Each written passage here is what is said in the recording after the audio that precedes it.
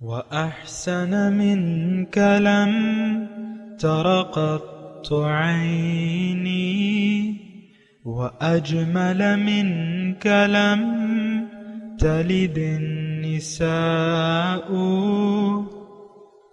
خلقت مبرأ من كل عيب خلقت مبرأ من كل عيب كأنك قد خلقت كما تشاء كتاب أنزلناه إليك مبارك ليدبروا آياته وليتذكر أولو الألباب. یہ کتاب برکت والی ہے جسے ہم نے آپ کی طرف نازل فرمایا ہے تاکہ دانش مند لوگ اس کی آیتوں میں غور و فکر کریں اور نصیحت حاصل کریں. اللہم صلی علی سیدنا محمد وعلی آل سیدنا محمد بعدد کل ذرۃ مئۃ الف الف مرۃ. سامعین و ناظرین کرام، السلام علیکم ورحمۃ اللہ وبرکاتہ. سامعین کرام، سورہ آل عمران آیت نمبر 21 اور 22، درس نمبر 260. آج کا موضوع، کیا ہم نے دنیا کو آخرت پر ترجیح دے دی ہے؟ اس کے ساتھ آج کے سبق کا آغاز کرتے ہیں. سب سے پہلے گزشتہ سبق کا اعادہ ہوگا. اعوذ باللہ من الشیطان الرجیم. پناہ مانگتا ہوں میں اللہ کی شیطان مردود سے. بسم اللہ الرحمن الرحیم. شروع اللہ کے نام سے جو بڑا مہربان نہایت رحم والا ہے. فَإِنْ حَاجُّوكَ فَقُلْ أَسْلَمْتُ وَجْهِيَ لِلَّهِ وَمَنِ اتَّبَعَنِ وَقُلْ لِلَّذِينَ أُوتُوا الْكِتَابَ وَالْأُمِّيِّينَ أَأَسْلَمْتُمْ فَإِنْ أَسْلَمُوا فَقَدِ اهْتَدَوْا وَإِنْ تَوَلَّوْا فَإِنَّمَا عَلَيْكَ الْبَلَاغُ وَاللَّهُ بَصِيرٌ بِالْعِبَادِ. اے پیغمبر، اگر یہ لوگ تم سے جھگڑنے لگیں تو کہنا کہ میں اور میرے پیرو تو خدا کے فرما بردار ہو چکے، اور اہل کتاب اور ان پڑھ لوگوں سے کہو کہ کیا تم بھی خدا کے فرما بردار بنتے اور اسلام لاتے ہو؟ اگر یہ لوگ اسلام لے آئیں تو بے شک ہدایت پالیں، اور اگر تمہارا کہا نہ مانے تو تمہارا کام صرف خدا کا پیغام پہنچا دینا ہے، اور خدا اپنے بندوں کو دیکھ رہا ہے. سامعین کرام، سورہ آل عمران آیت نمبر 21. لفظی ترجمہ: ان الذین یکفرون بآیات اللہ، وہ لوگ جو اللہ تعالیٰ کے احکامات کا انکار کرتے ہیں، ویقتلون النبیین بغیر حق، اور نبیوں کو بغیر کسی وجہ کے قتل کرتے ہیں، ویقتلون الذین یأمرون بالقسط من الناس، اور قتل کرتے ہیں ان لوگوں کو بھی جو انصاف کا حکم دیتے ہیں، فبشرہم بعذاب علیم، آپ انہیں خوشخبری دے دیں دردناک عذاب کی. اولئک الذین حبطت اعمالہم فی الدنیا، یہ وہ لوگ ہیں جن کے اعمال ضائع ہو گئے دنیا میں اور آخرت میں. وما لہم من ناصرین، اور ان کا کوئی مددگار نہیں ہوگا. مضمون کو یہ نہ سمجھیں کہ یہ کافروں کے لیے ہے. قرآن جو ہے ہمارا حال ہے، اما لکا و اما علیکا، یا آپ اس کے مطابق ہیں یا آپ اس کے آیات کے خلاف ہیں. تو بہرحال آج کا جو سبق ہے، ترجمہ آپ نے سن لیا کہ اللہ کی جو لوگ اللہ تعالیٰ کی آیات کا انکار کرتے ہیں قولاً یا عملاً، اور انبیاء کو قتل کرتے ہیں بغیر کسی وجہ کے، یعنی مخالفت میں، عناد میں، دشمنی میں. انبیاء کا قتل تو ویسے بھی ناجائز ہے، حق کے ساتھ ہو بھی نہیں سکتا، کسی بھی وجہ سے نہیں ہو سکتا، لیکن بغیر حق کا مطلب یہ ہے کہ ان کو بھی معلوم ہے، یعنی جو لوگ قتل کرتے ہیں ان کو بھی معلوم ہے کہ یہ پیغمبر حق ہے، اللہ کا رسول ہے، پھر بھی ذاتی عناد کے لیے قتل کرتے ہیں. جیسے کہ یہود نے عیسیٰ علیہ السلام کو اپنی دانست میں سولی پہ چڑھا دیا. وَقَوْلِهِمْ إِنَّا قَتَلْنَا الْمَسِيحَ عِيسَى ابْنَ مریم، قرآن کی آیت ہے. ان کا یہ کہنا ہے کہ ہم نے قتل کیا ہے عیسیٰ ابن مریم کو. تو دیکھیں وہ میں نے گزشتہ سبق میں آپ کو یہ بتایا تھا کہ اگر انسان حق سے منہ موڑ لے تو اس کا دل پتھر ہو جاتا ہے. اب جب دل ہی بہت سخت ہو جائے، پتھر ہو جائے، تو انبیاء کا قتل اور صلحاء کا قتل جو ہے وہ پھر لوگوں کو آسان لگنے لگتا ہے. اور دیکھیں دشمنی، میں آپ کو ایک بات کہتا ہوں اور اس کو ذرا آپ سنیں اور اس پر غور کریں، اور یہ ہمارے لیے بھی ہے. اس میں یہ ہوتا ہے اللہ تعالیٰ نے قرآن میں ارشاد فرمایا ہے، یعنی آپ یہ سوچیں گے نا کہ ایسا کیوں ہے. یہ انبیاء کو قتل یہ بنی اسرائیل کی عادت تھی. سینکڑوں علماء اور انبیاء کو انہوں نے قتل کیا. حضرت زکریا علیہ السلام کا، حضرت یحییٰ علیہ السلام کا مشہور ہے تاریخ میں، اور بہت سے لوگوں. آپ اگر یہ سوچیں کہ آخر ایسا ہوتا کیوں ہے کہ انسان ایک کام کو حق سمجھے اور پھر بھی مخالفت میں اتنے آگے بڑھ جائے کہ وہ انتہا تک پہنچ جائے. اب وہ عیسیٰ علیہ السلام تھے ورسولاً الی بنی اسرائیل، یہود کے لیے جو بنی اسرائیل تھے ان کے لیے پیغمبر بن کے آئے تھے، اور انہوں نے پہچان لیا تھا کہ ہاں یہ اللہ کے رسول ہیں.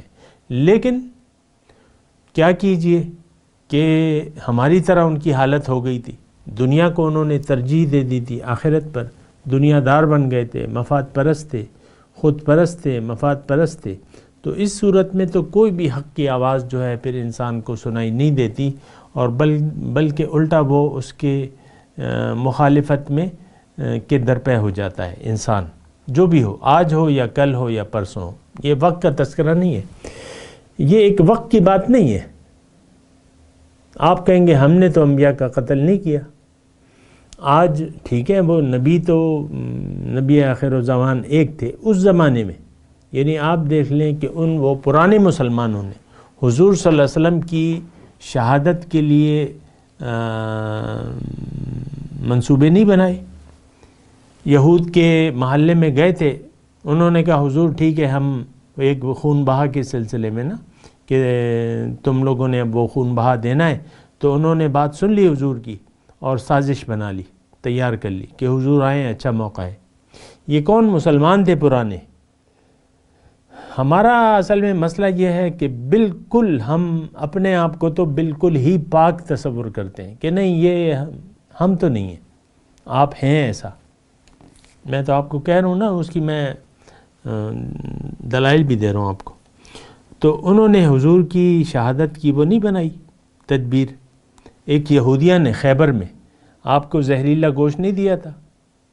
اچھا ادھر جب حضور خون بہا کے سلسلے میں تشریف لے گئے تھے تو انہوں نے ایک دیوار کے سائے میں بٹھا دیا. پلان یہ تھا کہ اوپر سے چکی کا پارٹ پھینک دیا جائے پتھر کا، اور حضور کی شہادت. تو حضور اللہ تعالیٰ تو ان کا حامی و ناصر تھا، ہر مسلمان کا ہوتا ہے. تو حضور وہاں سے اٹھ کے چلے گئے بس بغیر کچھ کہے. فرشتہ آیا، انہوں نے خبر دی، چلے گئے وہ. بس پھر ان کا محاصرہ کر لیا. تو بہرحال دیکھیں میں آپ کو جو نقطہ کہہ رہا تھا وہ اس کو ذرا آپ سنیں. یہ بہت خطرناک بات ہے کہ وَيَكْفُرُونَ بِآيَاتِ اللَّهِ وَيَقْتُلُونَ النَّبِيِّينَ بِغَيْرِ الْحَقِّ وَيَقْتُلُونَ الَّذِينَ يَأْمُرُونَ بِالْقِسْطِ مِنَ النَّاسِ فَبَشِّرْهُمْ بِعَذَابٍ أَلِيمٍ. یہ بڑے خطرناک بات ہے. میں آپ کو کہہ رہا ہوں 100% آج ایسا حال ہے. صلحاء کو آج بھی قتل کیا جا رہا ہے. آپ دیکھ لیں ہمارے بڑے اچھے اچھے بزرگ جو ہیں وہ ان کو شہید کر دیا گیا. ہمارے مردان کے یہ 4 سدہ کے ساتھ لگا ہے، مولانا حسن جان صاحب، ان کو قتل کر دیا گیا. سمیع الحق صاحب کو قتل کر دیا گیا. ڈاکٹر غلام مرتضیٰ کو قتل کر دیا گیا. یہ ان لوگوں کا قصور کیا تھا؟ اور کون سے کافر نے آ کے مارا ہے؟ مسلمانوں نے مارا ہے. اور بڑے اچھے اچھے لوگ ہیں، قاتلانہ حملے ہوئے ہیں، مولانا تقی عثمانی پر حملہ ہوا ہے، اللہ نے بچا لیا انہیں، لیکن حملہ تو ہوا ہے۔ اور یہ تو بہرحال تو وہ نقطہ میں نے آپ کو بیان نہیں کیا، وہ نقطہ یہ ہے کہ دیکھیں ایسا کیوں ہوتا ہے۔ اگر آپ مجھ سے پوچھیں کہ لوگ اپنے صلحاء کے قتل پہ کو درپے آزار کیوں ہو جاتے ہیں، دیکھیں اس میں ایک وجہ ہے۔ وجہ یہ ہے، اور وہ وجہ جاننے کی بھی ہے، اور آپ یعنی اس کو دیکھیں بھی۔ اللہ تعالیٰ قرآن میں ایک آیت ہے، من یعش عن ذکر الرحمن نقید لہ شیطانا فہو لہ قرین، جس نے بھی رحمان کی یاد سے اعراض کر لیا، ایک شیطان کو اللہ تعالیٰ فرماتا ہے میں اس مسلط کر دیتا ہوں، نقید لہ شیطانا فہو لہ قرین، وہ اس کا ساتھی بن جاتا ہے۔ اب دیکھیں ٹھیک ہے، شیطان تو ہمارے ساتھ ہے، لگا ہوا ہے، لیکن اصل میں تو آپ کا فیصلہ ہے۔ یہ تو پھر یعنی پہلا فیصلہ آپ کا ہوتا ہے کہ بھائی مجھے دنیا چاہیے، آخرت کے ساتھ دیکھا جائے گا، اور یہ ہم سب کا متفقہ فیصلہ ہے۔ آج کا جو مسلمان پایا جاتا ہے اس دنیا میں، اس کا متفقہ فیصلہ ہے کہ ہمیں دنیا چاہیے، دنیا کی زیب و زینت چاہیے، دنیا کی کامیابی چاہیے۔ اس کے علاوہ تو دیکھیں اور کسی کی طرف دوڑ نہیں ہے۔ ہماری دوڑ جو ہے وہ جنت کی طرف نہیں ہے، وہ اللہ کی طرف نہیں ہے۔ دوزخ سے بچنے کے لیے ہم کچھ نہیں کر رہے، دوزخ سے جانے کے لیے کام کر رہے ہیں، کوشش کر رہے ہیں۔ اگرچہ جنت دوزخ پہ ہمارا یقین نہیں ہے، لیکن عملی طور پہ ہم جنت جانے کی کوشش میں نہیں ہیں۔ ہم متقی بننے کی فکر نہیں ہے ہمیں، اور جنت تو متقیوں کے لیے ہے، لیکن وہ فکر نہیں ہے۔ اور چونکہ دیکھیں ہم دنیا دار لوگ ہیں، دنیا دار ایک تو ہوتے ہیں اللہ والے، مومن جو ہے وہ اللہ والا ہوتا ہے، وہ طالب مولا ہوتا ہے، اور دنیا دار جو ہے وہ تو دنیا دار ہوتا ہے، طالب دنیا ہوتا ہے۔ تو اب یہ ہوتا ہے کہ اللہ تعالیٰ نے جیسے کہ فرمایا نقید لہو شیطانا، ایک شیطان میں اس پہ مسلط کر دیتا ہوں، فہو لہو قرین، وہ اس کا ساتھی بن جاتا ہے۔ وَإِنَّهُمْ لَيَصُدُّونَهُمْ عَنِ السَّبِيلِ، اب شیطان وہ جو ساتھی بن جاتا ہے تو یہ اس کو سیدھے راستے سے روکتا رہتا ہے۔ وَيَحْسَبُونَ أَنَّهُمْ مُهْتَدُونَ، اور یہ گمان کرتے ہیں کہ یہ ٹھیک ہے، ہدایت پر ہے۔ آج دیکھ لیں آپ، کیا مسجدوں میں جب باجماعت نماز کھڑی ہو جاتی ہے تو لوگ ایسے لوگ ہیں جو بم باندھ کے آتے ہیں، اور جب امام اللہ اکبر کہتا ہے تو وہ بھی اللہ اکبر زور سے کہتے ہوئے اپنے آپ کو پھاڑ دیتے ہیں۔ کیا ایسی مساجد نہیں ہیں؟ افغانستان میں بھی ہیں، پاکستان میں بھی ہیں، ہر طریقے سے مطلب آپ دیکھ لیں، بے گناہ مسلمانوں کا خون بہایا جاتا ہے۔ مسلمان کا بلا وجہ خون بہانا حرام ہے، پھر معصوموں کا، پھر خواتین کا، یہ تو آپ تمیز ہی نہیں کرتے۔ یہ دراصل شیطان یعنی انسان مجسم شیطان بن جاتا ہے۔ وہ پشتوں میں ایک بہت اچھی مثال ہے، یعنی ضرب المثل ہے، اور ٹھیک ہے، اچھی ہے وہ، اور حقیقت پر مبنی ہے۔ وہ پشتوں میں یہ ہے کہ انسان یا صورت د رحمان دے یا صورت د شیطان دے، کہ انسان یا تو رحمانی صورت ہے یا شیطانی صورت ہے۔ دیکھیں یہ میں آپ کو اللہ تعالیٰ کی توفیق سے بیان کرتا بھی رہتا ہوں، انسان جب ہوش سنبھالتا ہے، ذمہ داریاں اللہ تعالیٰ کی طرف سے عاقل بالغ ہو جاتا ہے، تو اس کے سامنے دو راستے ہوتے ہیں، ایک رحمان کا، ایک شیطان کا۔ شیطان کا راستہ دنیا داری کا راستہ ہے، رحمان کا راستہ اللہ کا راستہ ہے، دین کا راستہ ہے، اسلام کا راستہ ہے۔ ہم لوگوں نے قصداً عمداً دنیا کو آخرت پر ترجیح دے کے دنیا کے راستے پر ہم چل رہے ہیں، ہم سب۔ تو اب اس کا مطلب یہ ہے کہ ہم مجسم شیطان کے راستے پر چل رہے ہیں۔ دیکھیں رحمان کے، اللہ کے راستے کی تو آپ ہر نماز میں دعا پڑھتے ہیں، لیکن ہم جھوٹ بولتے ہیں، اہدنا صراط المستقیم، اللہ تعالیٰ ہمیں اپنا سیدھا راستہ دکھا، لیکن ہم چاہتے تھوڑی ہیں اللہ کا راستہ، ہم چاہتے ہی نہیں ہیں، اللہ ہماری منزل ہی نہیں ہے، ہم نے تو دنیا کو اپنی منزل بنا لیا ہے۔ جب آپ آخرت پر دنیا کو ترجیح دے دیتے ہیں تو آپ ایک قسم کے مجسم شیطان بن جاتے ہیں، شیطانی راستے پر ہوتے ہیں۔ شیطان کیا؟ وہ ہستی جو اللہ کا نافرمان ہو۔ شیطان، چلیں آپ مجھے بتا دیں، جو متکبر ہوا، جس نے تکبر کیا، جو اللہ کے حکم کے سامنے سر جھکانے کے لیے تیار نہ ہوا، تو آپ میں اور شیطان میں فرق کیا ہو گیا؟ اس نے ایک حکم سے انکار کیا تھا، آپ نے پورے دین اسلام سے عملی طور پہ انکار کر دیا ہے کہ نہیں، اس دین پر تو عمل نہیں ہو سکتا، آج حضور صلی اللہ علیہ وسلم کے طریقوں پر عمل نہیں ہو سکتا، ہم اپنی مرضی سے زندگی گزاریں گے۔ تو یہ شیطانیت ہے۔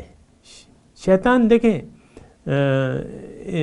یہ نہیں کہ ایک خاص ہستی، بس ایک دنیا میں دو ہی راستے ہیں، ایک حق ہے اور ایک باطل کا راستہ ہے۔ باطل کا راستہ شیطانی راستہ ہے، حق راستہ جو ہے وہ اللہ کا راستہ ہے۔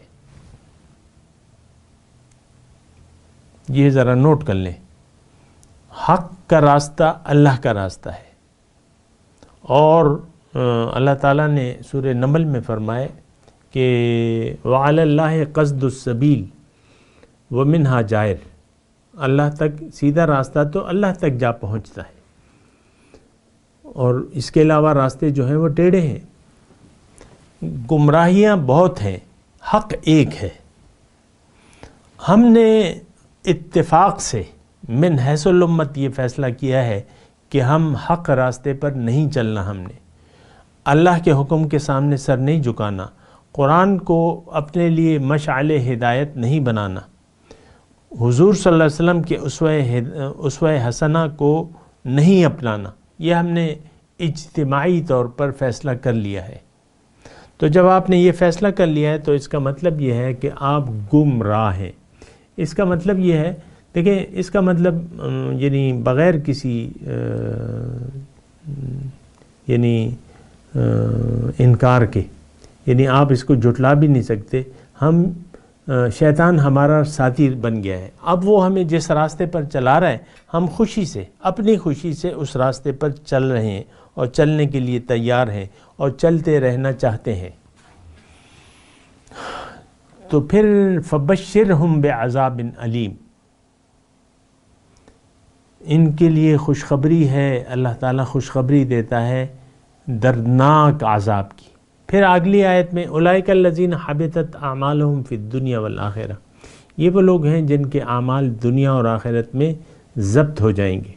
دیکھیں دنیا میں ہم لوگ جو شیطان کے راستے پر چل رہے ہیں، جو اللہ کے راستے پر نہیں چلنا چاہتے، اس کے باوجود ہم میں سے بہت سے لوگ نمازی ہیں، بظاہر نمازی ہیں، لگتے ہیں ہمیں، روزے رکھ رہے ہیں، عمروں پہ جا رہے ہیں، عمرے پہ عمرے، عمرے پہ عمرے، حج پہ حج، اور رمضان المبارک میں تو کیا کہیں، وہاں تو کھانے پینے کی برسات ہوتی ہے۔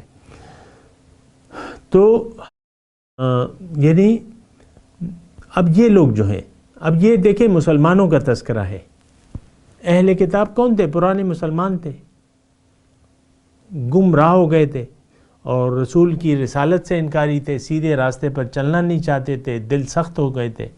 تو پھر اللہ تعالیٰ نے فرمایا کہ اگر کوئی شخص اسلام کا دعویٰ کرتا ہے لیکن اللہ کو منزل نہیں بناتا، نیت اس کی خراب ہے، دنیا کو وہ آخرت پر ترجیح دے دیتا ہے، ان کے اعمال ضبط ہو جائیں گے۔ اولئک الذین حبطت اعمالہم فی الدنیا والآخرہ، دنیا میں بھی ضائع، اس کا کوئی نتیجہ نہیں ہوگا دنیا میں۔ دیکھیں اعمال کے اثرات ہوتے ہیں، اچھے یا برے، یہ بات نوٹ کر لیں۔ اعمال ہم جو بھی کرتے ہیں اس سے تو دنیا میں بھی اچھے اعمال سے اچھے نتائج برآمد ہوتے ہیں۔ مثال کے طور پہ اقیم الصلاۃ للذکری، نماز قائم کرو میری یاد کے لیے، تو جو نماز قائم کرتا ہے تو وہ اللہ کی یاد میں داخل ہو جاتا ہے، اللہ تعالیٰ کی یاد اس پر حاوی ہو جاتی ہے۔ جو روزے رکھتا ہے اس کا نفس پاک ہو جاتا ہے، تقوی، صفت تقوی حاصل ہو جاتی ہے اسے۔ جو زکوٰۃ دیتا ہے اس کا تزکیہ نفس ہوتا ہے، نفس پاک ہوتا ہے۔ لیکن جو یہ اعمال ضائع ہونے دنیا میں اور آخرت کی، دنیا میں ضائع مطلب اس کا کوئی نتیجہ نہیں ہوگا، اس کے کوئی آج دیکھ لیں لاکھوں نمازی ہیں، لاکھوں روزے دار ہیں، لاکھوں لوگ جو ہیں ہر سال حج کی سعادت سے سرفراز ہوتے ہیں، اور میں کہتا ہوں کہ یعنی کروڑوں روپے زکوٰۃ میں دیے جاتے ہیں، اس میں بھی کوئی مبالغہ نہیں ہے۔ لیکن جو اثرات ہونے چاہیے ان نیک اعمال کے وہ اثرات نہیں ہوتے، اعمال ضائع ہو جاتے ہیں۔ اور جو لوگ اپنے نماز کے مقصد سے غافل ہیں، اللہ تعالیٰ نے انہیں وعید سنائی ہے کہ ان کو وہ ویل میں جائیں گے۔ دوزخ میں ایک گڑھا ہے جس سے دوزخ 70 مرتبہ پناہ مانگتی ہے۔ فویل للمصلین۔ تو دنیا میں بھی آپ کے اعمال کے کوئی اثرات نہیں آ رہے، نمازیں پڑھ رہے ہیں اور یہ ایسے چند کام کر رہے ہیں لیکن دل تو پریشان ہے ہمارا۔ چیک کر لیں آپ ایسے لوگوں کو، دلی طور پہ مطمئن نہیں ہے، دل پریشان ہے، نماز روزہ باقاعدگی سے ہے، حج بھی کر رہے ہیں، زکاتیں بھی دے رہے ہیں، دل پریشان ہے، تو اعمال تو ضائع ہو گئے۔ آپ کے اعمال آپ کو یعنی دنیا میں اس کا کوئی خاص اثر ہی نہیں آ رہا، مقبول ہی نہیں ہو رہے، قبول ہی نہیں ہو رہے۔ اور آخرت میں یہ ہے کہ وَقَدِمْنَا إِلَى مَا عَمِلُوا مِنْ عَمَلٍ فَجَعَلْنَاهُ حَبَاءً مَنْثُورًا۔ قیامت کے دن یہ سارے نیک اعمال اللہ تعالیٰ فرما رہے ہیں کہ میں ان کے سامنے لے آؤں گا اور پھر اس کو ایک اڑتی ہوئی دھول بنا دوں گا۔ دھول ہاتھ میں آتی ہے؟ نہیں آتی، مطلب وہ اس کا کوئی وزن، فَلَا نُقِيمُ لَهُمْ يَوْمَ الْقِيَامَةِ وَزْنًا۔ دوسری جگہ مختلف الفاظ ہیں، اس کا ترجمہ یہ ہے کہ قیامت کے دن ان کے اعمال کا کوئی وزن ہی نہیں ہوگا۔ 50 سال کی نمازیں میزان میں رکھ دی جائیں گی، وہ الٹا جو ہے وہ برائیوں کا ترازو جو ہے وہ بھاری ہو جائے گا۔ تو بہرحال یہ باتیں سوچنے کی ہیں۔ اولئک الذین حبطت اعمالہم فی الدنیا والآخرہ وما لہم من ناصرین۔ یہاں تو ہم دعوے کرتے ہیں، امیدیں لگائی بیٹھی ہیں ہم نے کہ رسول اللہ صلی اللہ علیہ وسلم شفاعت کر دیں گے، اللہ تعالیٰ معاف کر دے گا، لیکن اللہ تعالیٰ فرما رہے نہیں، تمہاری کوئی مدد نہیں کی جائے گی۔ پھر الم تر الی الذین، کیا تم نہیں دیکھتے ان لوگوں کو اوتوا نصیبا من الکتاب، ان کو کتاب کا کوئی حصہ دیا گیا، لیحکم بینہم، تاکہ اس کتاب کے مطابق وہ فیصلے کریں، ثم یتولی فریق منہم وہم معرضون، اس کے باوجود ایک فریق ان میں سے پھر جاتا ہے اور وہ پیٹ پھیر لیتا ہے، اعراض کی ہوتا ہے۔ اس پہ بات کریں گے لیکن آج جتنا کافی ہے، اور میں تلاوت کرتا ہوں، میرے ساتھ دہرائیے۔ اعوذ باللہ من الشیطان الرجیم، بسم اللہ الرحمن الرحیم۔ ان الذین یکفرون بآیات اللہ وَيَقْتُلُونَ النَّبِيِّينَ بِغَيْرِ حَقٍّ وَيَقْتُلُونَ الَّذِينَ يَأْمُرُونَ بِالْقِسْطِ مِنَ النَّاسِ فَبَشِّرْهُمْ بِعَذَابٍ أَلِيمٍ۔ أُولَئِكَ الَّذِينَ حَبِطَتْ أَعْمَالُهُمْ فِي الدُّنْيَا وَالْآخِرَةِ وَمَا لَهُم مِّن نَّاصِرِينَ۔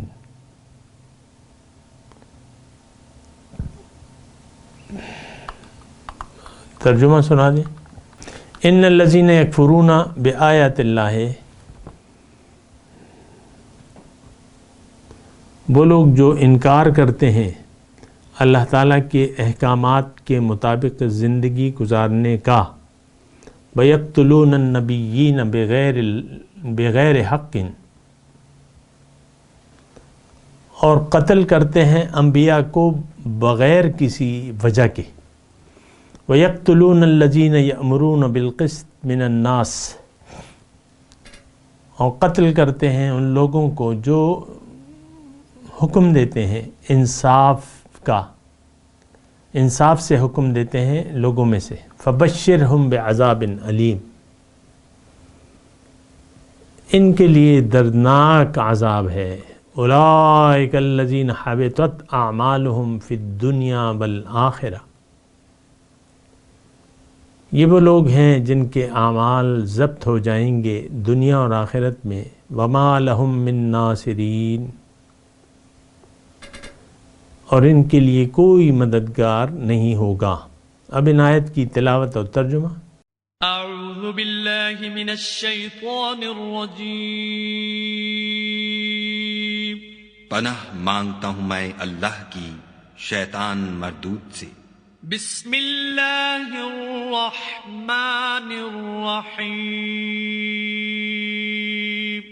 شروع اللہ کے نام سے جو بڑا مہربان نہایت رحم والا ہے. ان الذين يكفرون بآيات الله ويقتلون النبيين بغير حق ويقتلون الذين يأمرون بالقسط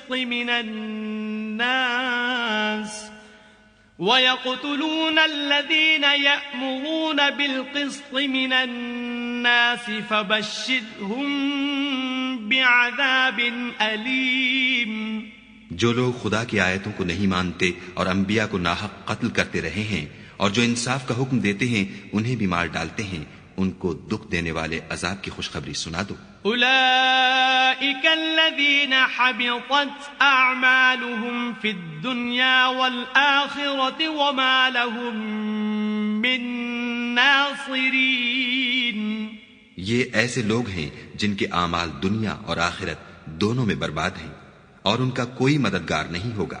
سامعین کرام، اس کے ساتھ آج کے درس کا وقت اختتام کو پہنچا. اگلے درس میں انشاءاللہ ملاقات ہوگی. وآخر دعوانا ان الحمدللہ رب العالمین. مولایا صلی وسلم دائما ابدا على حبیبک خیر الخلق كلهم.